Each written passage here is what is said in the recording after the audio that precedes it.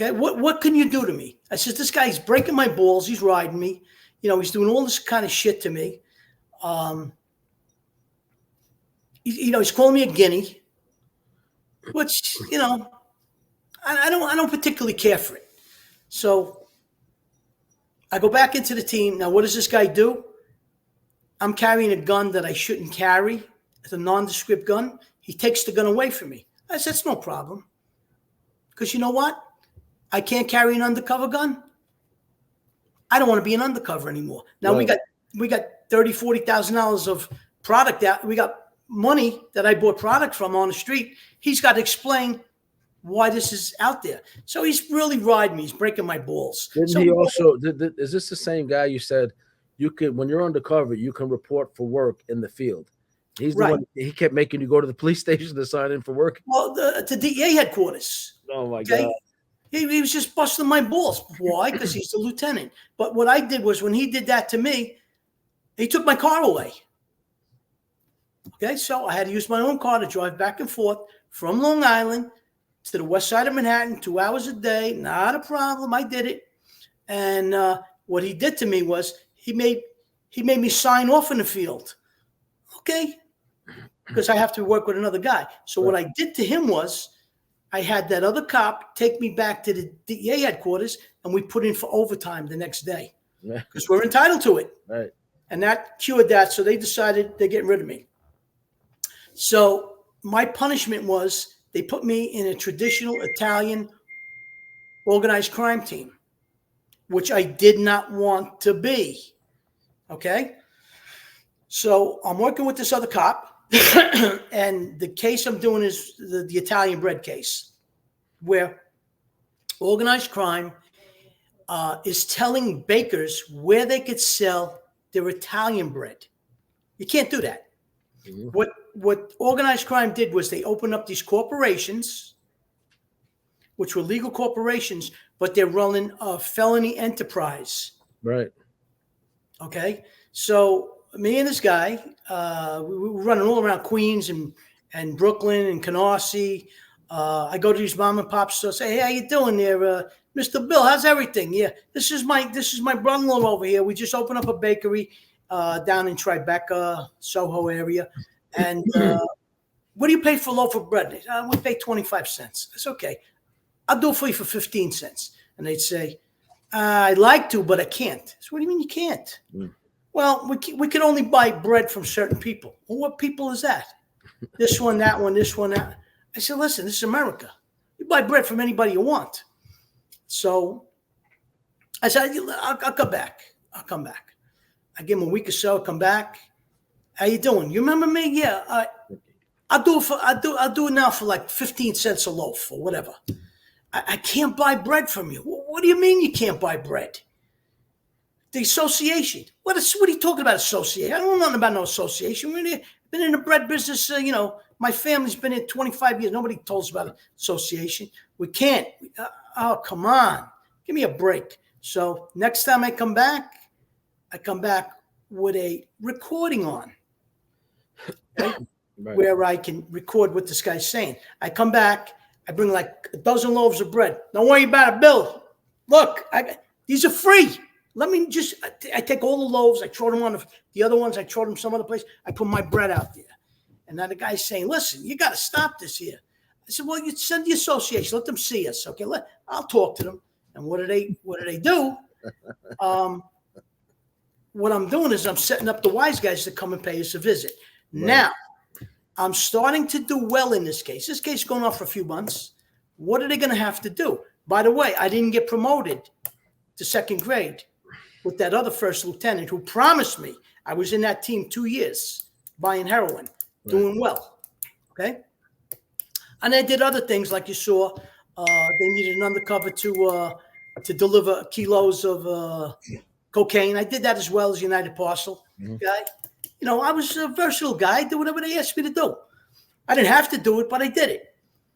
So now what do?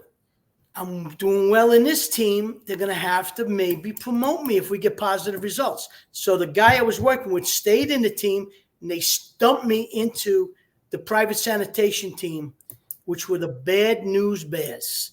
Everybody hated this team. Okay. Now, they stuck me in this team doing a wiretap, which I hated to do. I couldn't stand it. The lieutenant who ran the team treated this entire team like shit.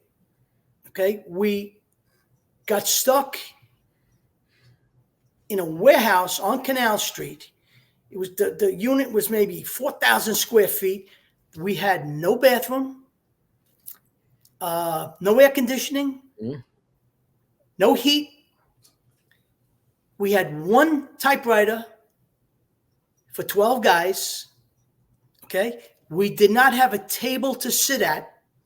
We had wrapped up cardboard boxes to have lunch, wrapped off cardboard boxes on milk crates. This is the observation post for the trade. This is a plant. We're running a wiretap out of it, and we can also see the people coming and going out of I think it was one of the tradeways commissions. Right. So I think on your Wasteland documentary behind you, you have the posters.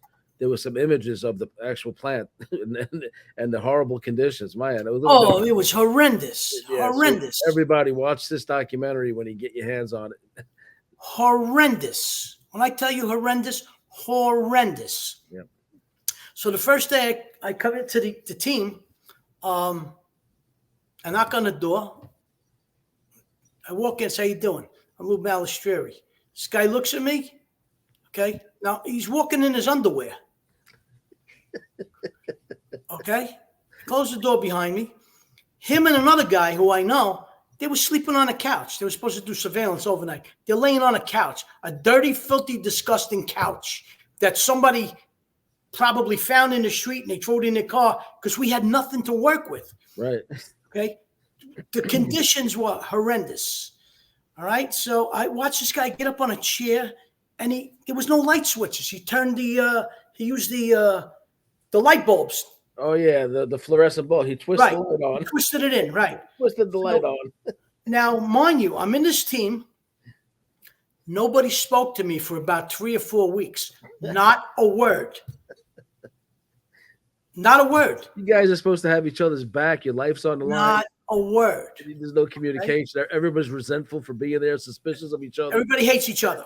They hate me because my reputation is I'm a boss fighter. Right. I'm not a boss fighter. I'm a man.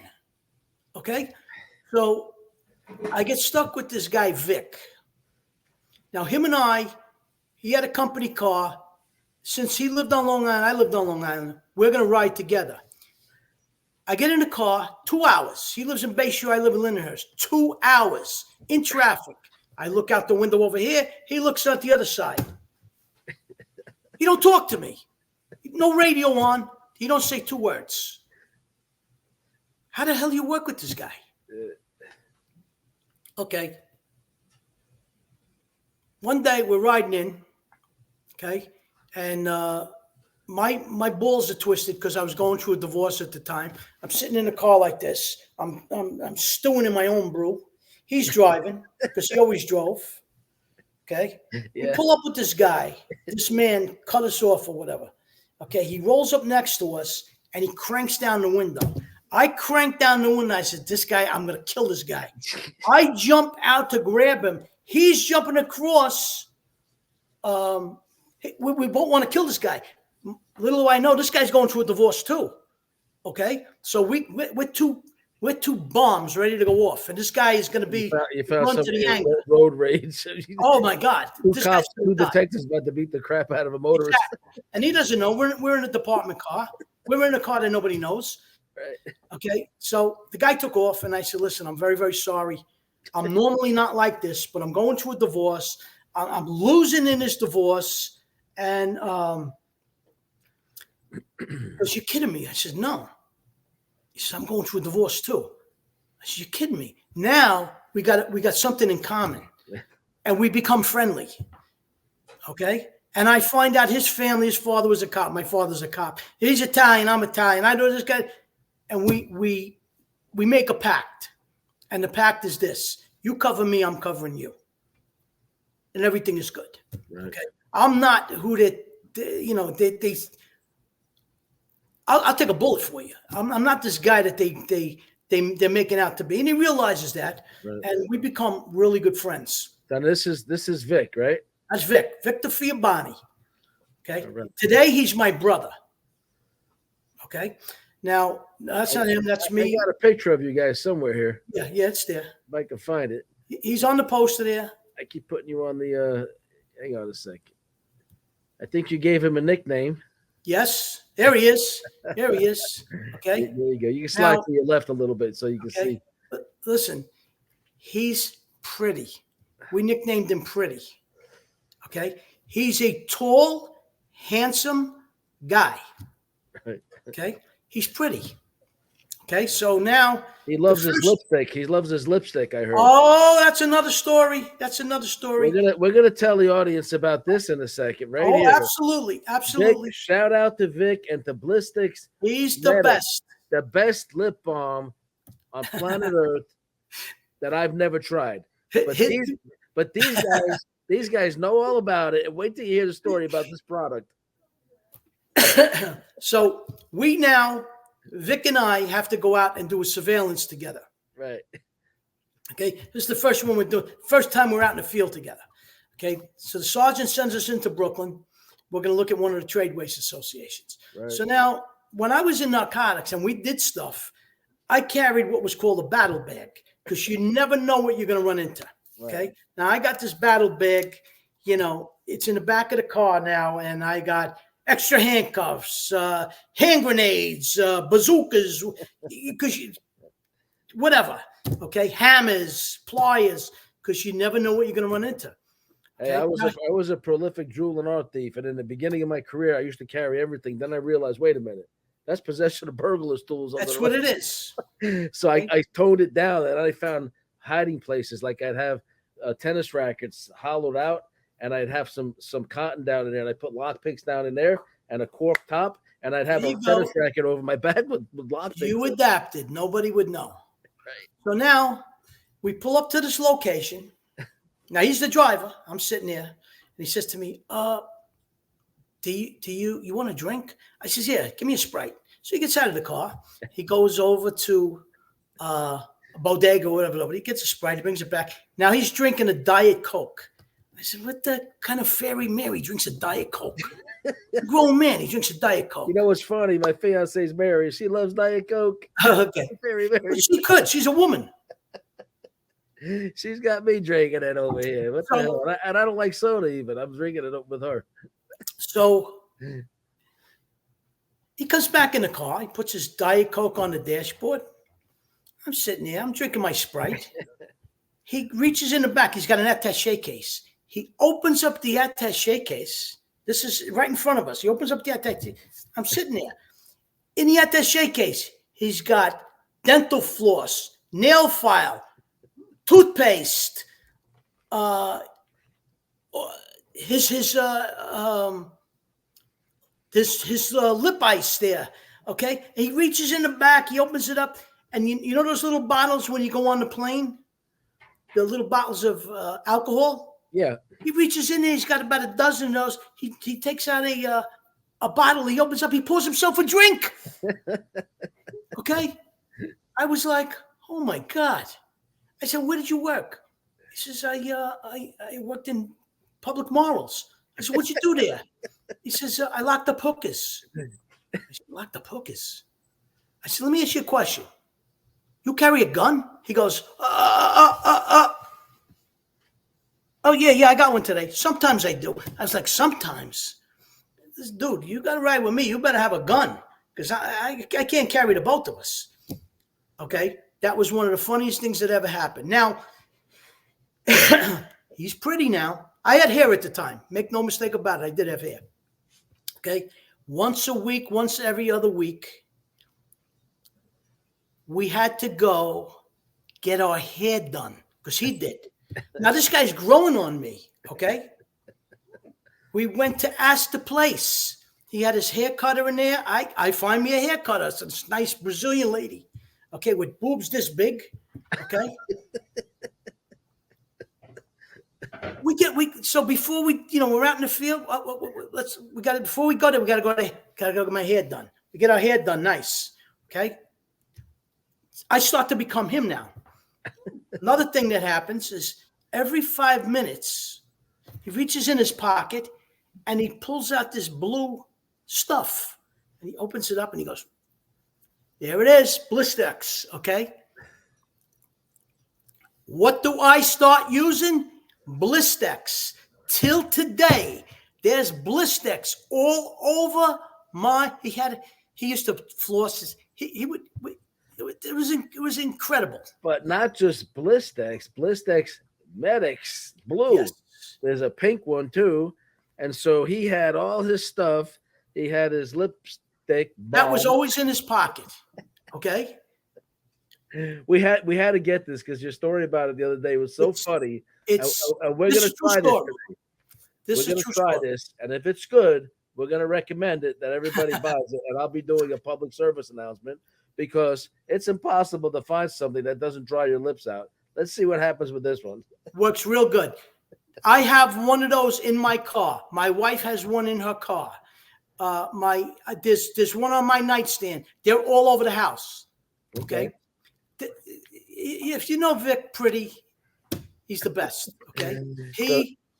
You drive in the car with him. All right, we're going hunting. On screen. Come here. We're going hunting with him. We hunted together. And what does he do? You got a nail file? A nail file? What would I have a nail file for? He be going through my glove compartment. You got to start carrying nail files. My wife got me a kit that I could keep in the car. So while I was driving him, he could file his nails.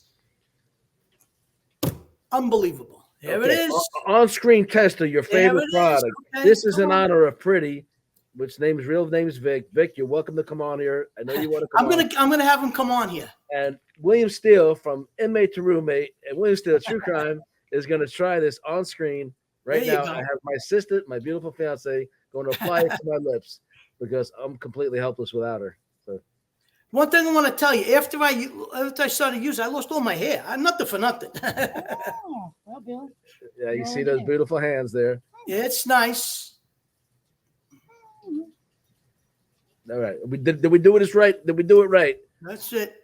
Right. Well, Vic, what Vic used to do, listen to how slick Mr. Vic was. Okay.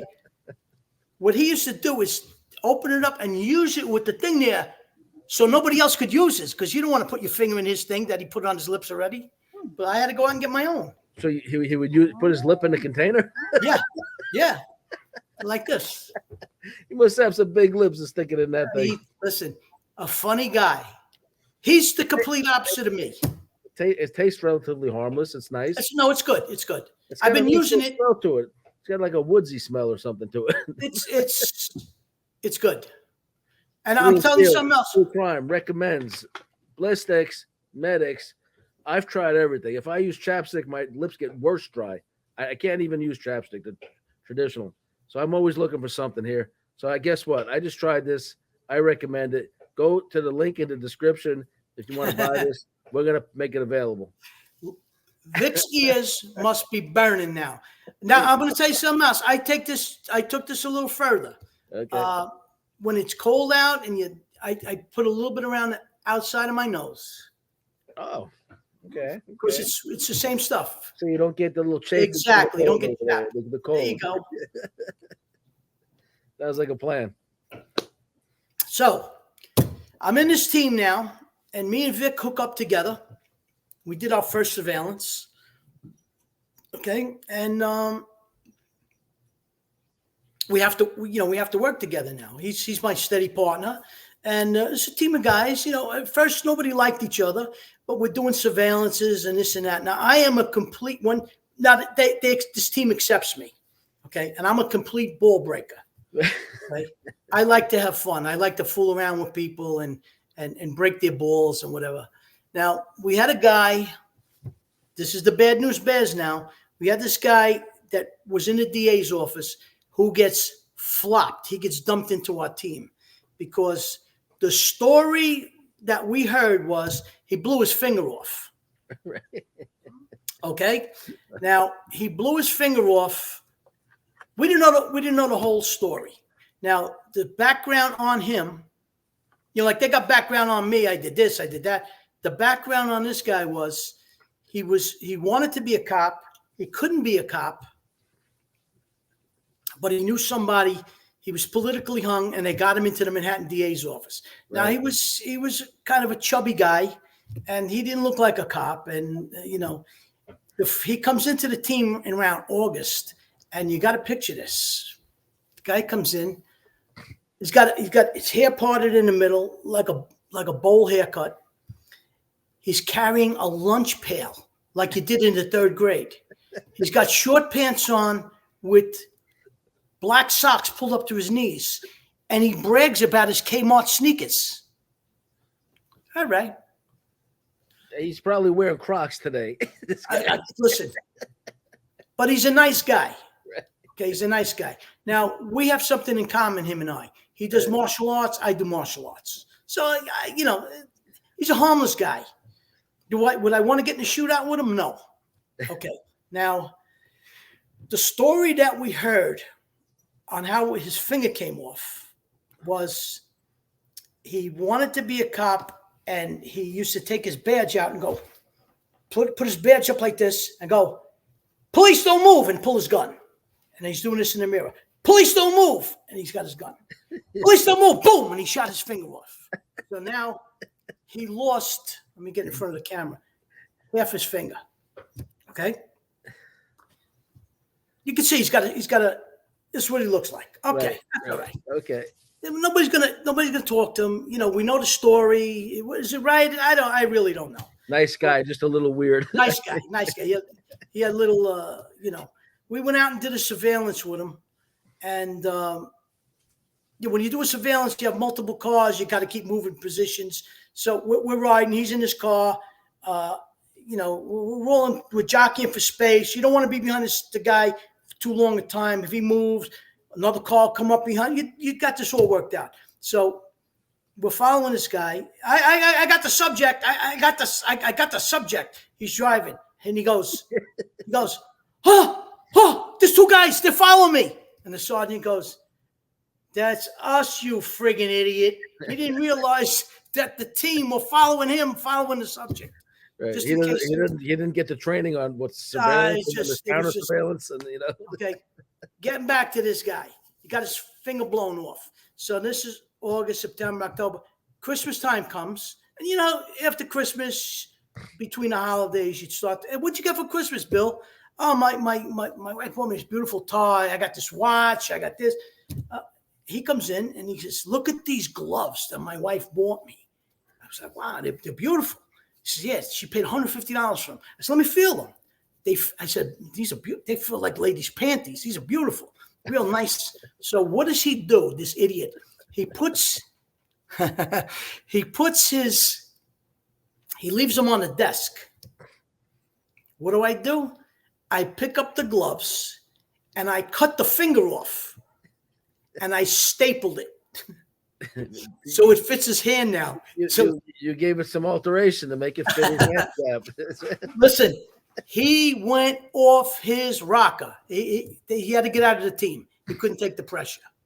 But that's the kind of stuff that I did in the team because, you're just goofing around having fun. Oh, we had another guy in the team. I'm sure if you left a cup of coffee there and he poured some pepper in it or salt, it's just everybody's having fun. See, nobody would really do anything to me. Oh no, okay? You're the judo guy. Well, that was a half a whack. We had this other guy, Mike. Now, Mike was a big Irish guy. He probably weighed about 380 pounds. He was a graduate of the Juilliard School of Music. Mm-hmm. Mike could get 2 peanut shells and a rubber band and create a song. He's a very popular artist today. He does a lot of country music. He's probably a multimillionaire with the music he's doing. And I say, God bless him. He should have never been a cop. He said, "Mike, what the hell are you doing?" What's his name? We'll give him a shout out. No, I can't. I don't want to beat him up too much. I don't want to say these things that we did to him. Okay. Now this is me. Now, Mike used to come in. We had one typewriter for 10 guys. They'd say, Mike. He typed like this. Mike, get off the typewriter. Give somebody, I got stuff to do. Get off the typewriter. Mike doesn't get off the typewriter. Okay. Now he's big. And it takes him like 15 minutes to get out of the chair. Right. So I said to my partner, Vic, I said, Vic, go call the plant. So phone rings. I go, hello? Who? Yeah, he's over here. Hold on. Mike, telephone. Hey, Michael, telephone. Get over here. Telephone. I put the phone down and I walk around. Now he's struggling to get out of the chair. He just takes his time. Takes him 10 minutes. As he comes around, I run around behind him, and me and Vic. Now these are typewriters. We roll down the typewriter, and some of the boxes, he's got boxes that are open that I put in there. I write into the body of his thing. Lieutenant O'Brien takes it up the ass. Okay, this ADA has got a stinky twat. You know what I mean? I'm writing all these curse words, and then I roll it back, and he goes, hello, Louie B, who's on the phone? I said, Mike, it was a woman. You got a kumada on the side. I don't know. I mind my business. You know me. I don't say nothing. He goes, all right, if she calls again, could you please get her name? I said, you got it, buddy. I don't want to, I don't want to muscle in on your action. So he puts the phone down. He don't say nothing. He goes back to typing. 2 days later, phone call from Police Plaza. Mike, get down to Police Plaza. They want to know why he said the lieutenant took it up the fucking ass. That's the kind of shit I did and I got away with. Right. We used to throw his overtime slips away. Oh my God, the stuff we did to him. Another thing. Yeah. Another thing, we had these reports. They were called DAWs, Daily Activity Reports, and there was like 5 copies of it. Okay, and you took the top copy, you kept it for your records, and then this thing would get broken down for the DA's office, to this, to that. Now, mind you, we're using carbon paper. Right. Okay, so what I would do, I go 2 carbon papers down, and I would take it like this and draw big penises on it. Okay, vaginas, breasts, whatever. Now he doesn't know this. He takes his copy, he puts it in his records, and the rest goes down to court. And he's got to explain, why do you have penises on your records? I don't know. What the hell do I mind my business. I don't do nothing. You know what I mean? So you're giving him a hard time because you'd never give you guys a typewriter. I wouldn't give up the typewriter. He used to go, Sarge, would you mind if I did an early tour on Friday? He's scamming. Oh, my daughter's got to go my son's got to go to the doctor. He's full of shit. He wants to get the early blow. Right. Okay. So he says he's going to do surveillance. I would take his film, 35 millimeter camera. I take the film in his bag, pull it all the way out, and roll it back up, and everything's exposed. So he can't do a surveillance. Okay, just to break his balls. All right, so we're gonna take another breather to give our sponsors a shout out here. Okay, and also we'll let my audience know this is why he's working in the bad news squad and stepping into organized crime. These are what the investigators are up to back in the day in New York City. and this man has come forward and he's wrote an incredible book, which I've been privy to a little bit of it from his conversations with him. And so this will be out here in a few weeks.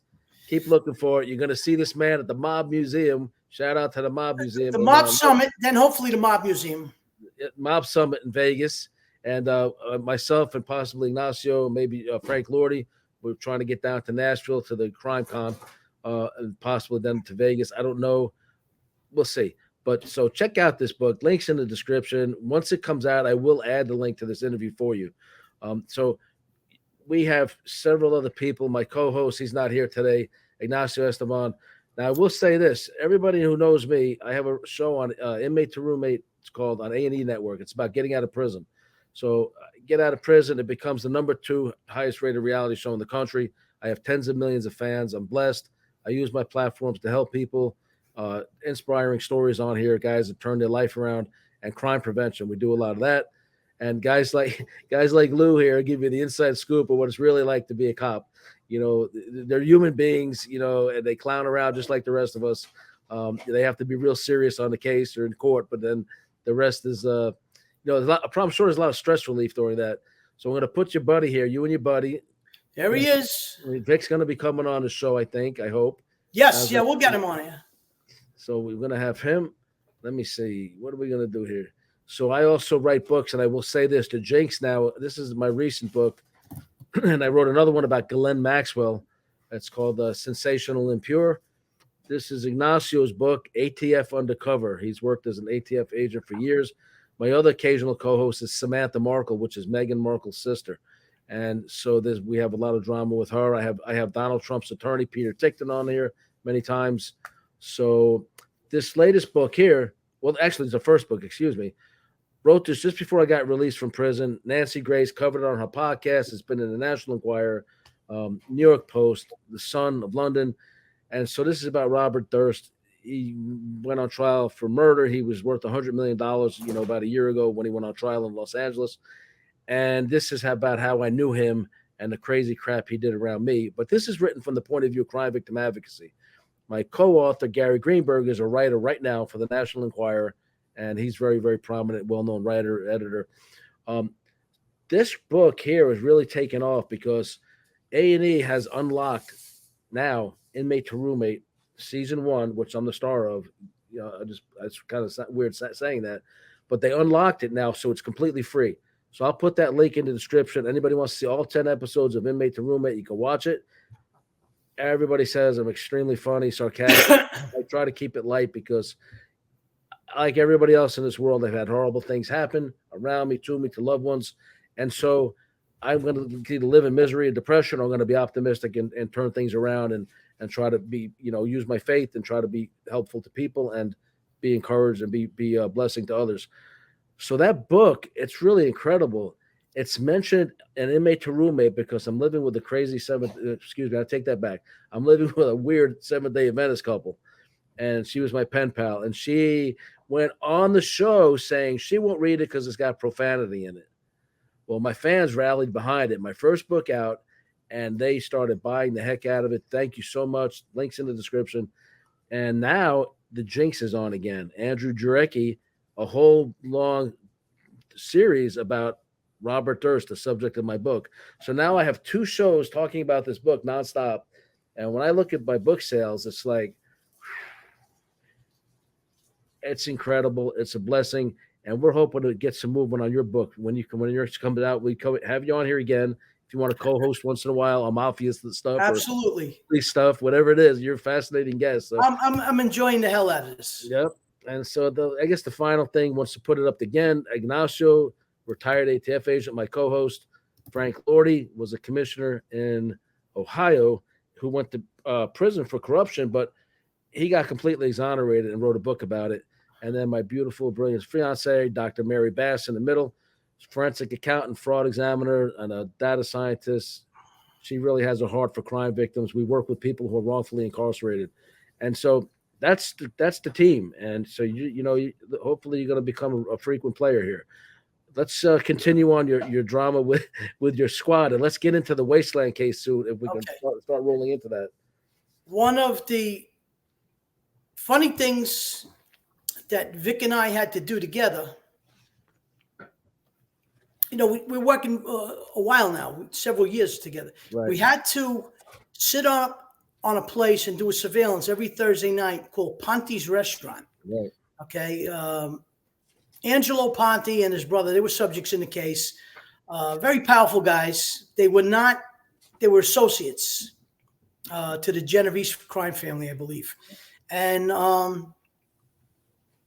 was very hard to sit up. It was on West Street in Desbrosses. Right. Very hard to sit up on the place because the parking lot attendant knew every crack in the sidewalk. And he would come out and he would look around. If he saw something that wasn't right, he'd run back in and report it. So we decide we're going to go across the street on the on the opposite side of the West Side Highway, right on the Hudson River. And we backed our car in the parking lot, so our back was facing the river. Now we sitting in there. We had all our cameras and binoculars and surveillance equipment. So, we see a guy come in. What's he look like? Okay, take a picture. You have to do 1805 hours, male white, unidentified with a green hat on. You're doing a surveillance. Now, when it gets dark, this car's coming. It's dark now, 9 o'clock, 9:30. Car comes by. Right. Goes back. And guys, they're waving. So what the hell's going on here? Blowing the horn, flashing the lights. We don't know this, but we're in a gay man's meeting place. Okay? One of those parking rides. Right across the street from a mob restaurant. Right. So now we're in the car.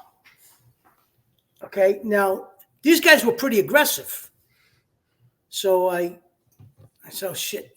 Vic, this guy's coming. Where? The guy with that coat, the guy with the black coat. Come here. Hug me. What? I said, hug me. He said, I ain't hugging you. Give me a kiss. What? Yeah, there we are in a car, hugging each other like this. Now, if you know Vic, he's kind of a shy guy. He don't like to talk or nothing. I'm making, go down on me. What? What do you mind? Just put your head down there. All right, I'll do it to you. Then you got to do it next week. This is what we're doing. Okay, it's hysterical. Now, this is all throughout the winter. Summertime comes. There we are out there in our short pants.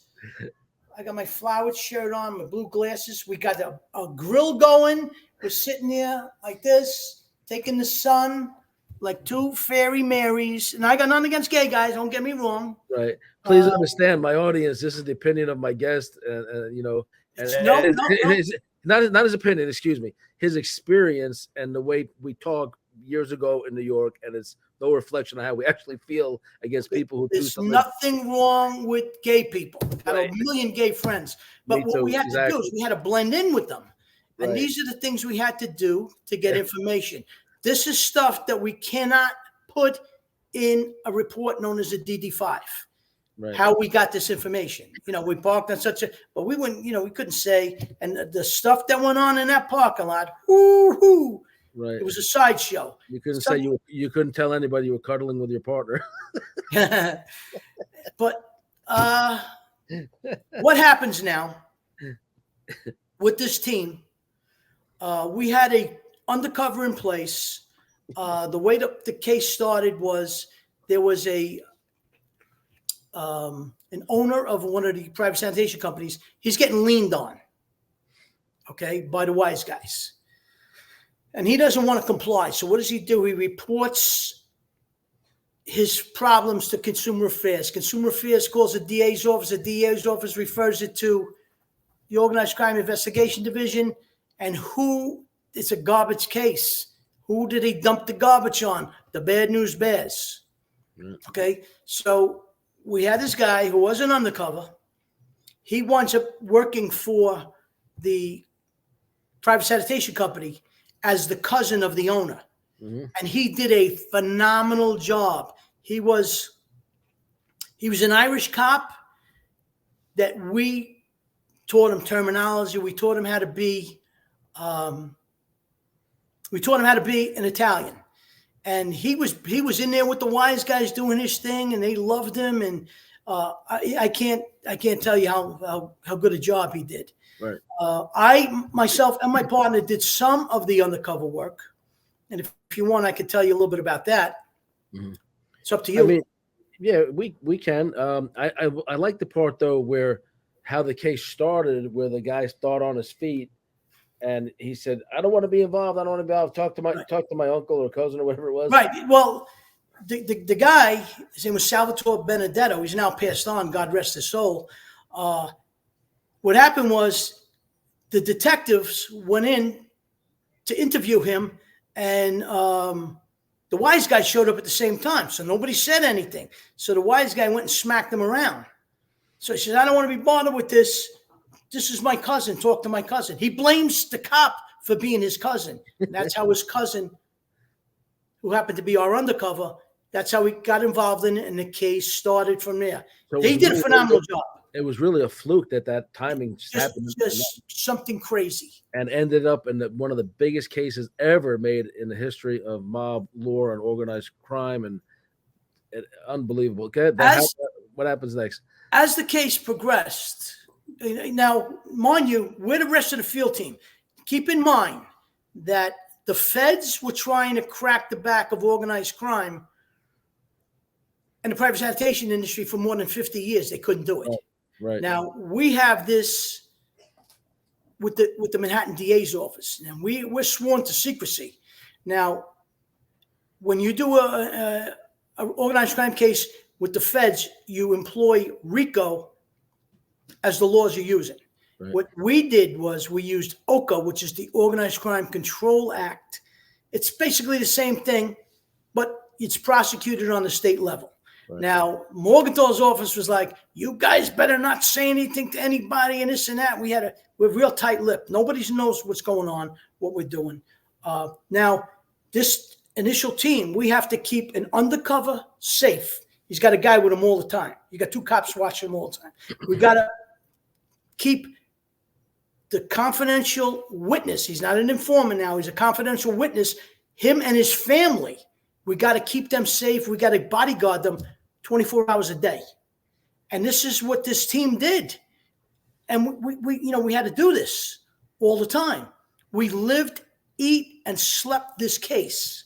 Now, what year did this case start? I believe it started 1992. Okay. There's a lot of events that take place.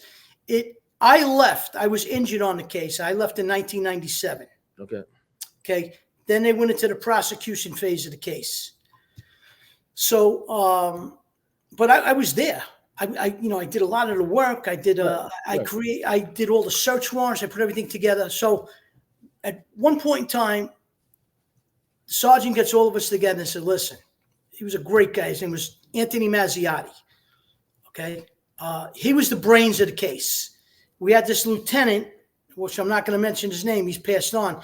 Anthony Mazziotti has passed on too. A very intelligent man.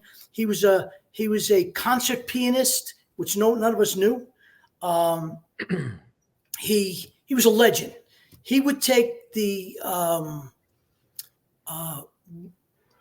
crossword puzzle for the New York Times. He did it every day. Took him about 20 minutes to do. The guy was a brain. He wrote like nobody I've ever seen. He had hair like Harpo Marx. He never took his hat off. He was about 5'7", 5'8". Right. Okay. Smoked about 4 packs of cigarettes a day. Drank about a gallon of coffee.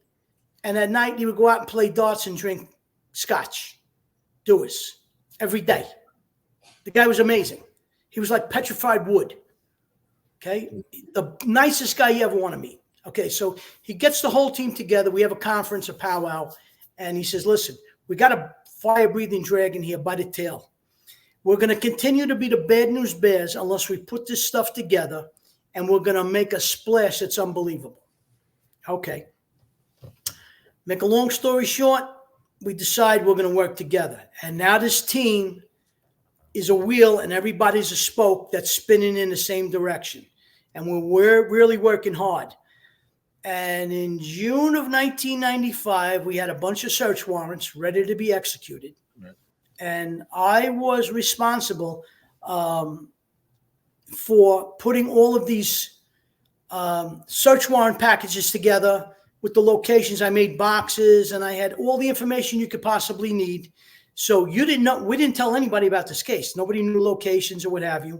Mm-hmm. And we, the day before the event took place, they called in about 300 detectives. We went out like a small army. They brought them into Police Plaza, and they said, listen, we're going to do an operation tomorrow. Everybody's going to be here at 4 o'clock in the morning. You're going to get a box, and you're going to go execute these search warrants. Okay, and then they put teams together with sergeants, lieutenants, this and that, and about 15 guys per team. And they went out there. They executed the search warrants. The following week, we had the arrest warrants. I prepared all of the paperwork for the arrest teams. Now, they knew you, They knew where you lived, your mother, your father, your sister, your kids, the schools, to this, to that. They knew the size of your BVDs because I did all the preparation. Because you don't know who these guys are. I don't know what they look like. I had pictures, cars. Some people had to go to Jersey. Some people had to go here. Some people had to go there. And the following week, we executed the arrest warrants. And that particular wave of arrests, I think we locked up about 18 people, which were the key players. Right. Now, we locked up people to the rank of capo. Right. Okay. We had a capo in the Genovese crime family. His name was Alphonse Malangone, who I thought was a very nice guy. I didn't lock him up, somebody else did. I locked up a gentleman by the name of Joe Francolino. Joe Francolino was an up-and-comer. He was a soldier that was going to be made. He was going to be made a capo, as we understand it. We had a gentleman by the name of Frank Giovinco. Joe Francolino was a Gambino guy, real nice guy, real gentleman. And we had Frank Giovinco, who was a Genovese soldier, young guy, up-and-coming buck, rough guy, true beatings, good guy.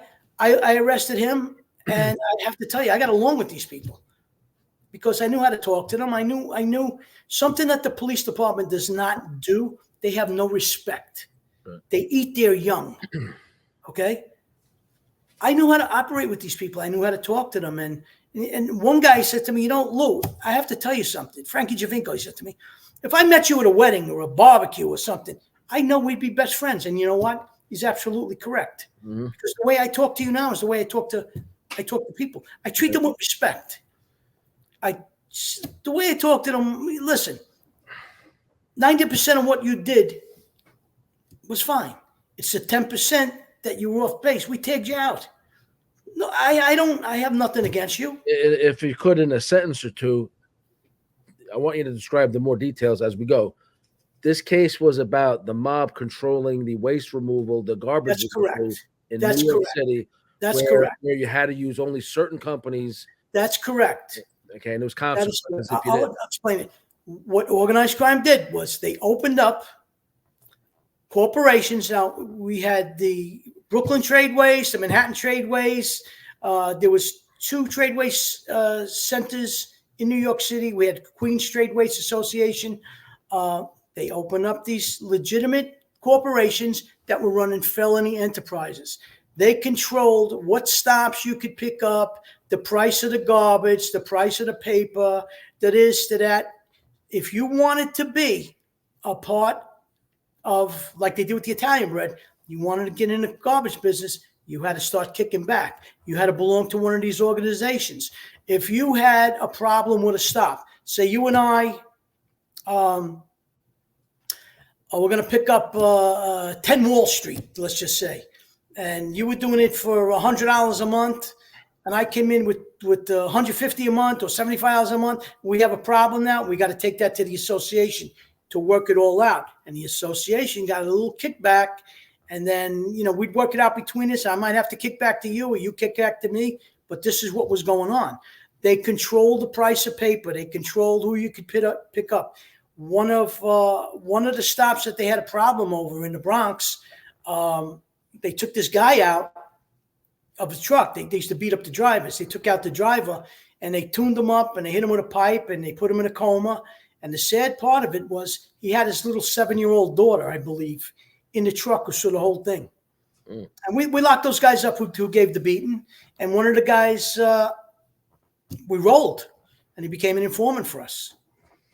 So ultimately, now you're preparing packets of all these warrants with identifying information for the teams that are going to execute all over the tri-state area, basically. Correct. And so because a lot of them weren't involved with the undercover, they don't know who's who. So you have That's to be correct. very, very. They didn't know the undercover. The undercover he was amazing. Okay. Where I did some of the undercover work and my partner, we went to one of the Wise Guy weddings. I have pictures of that as well. We went to the Garden City Hotel and we had a whole team out there.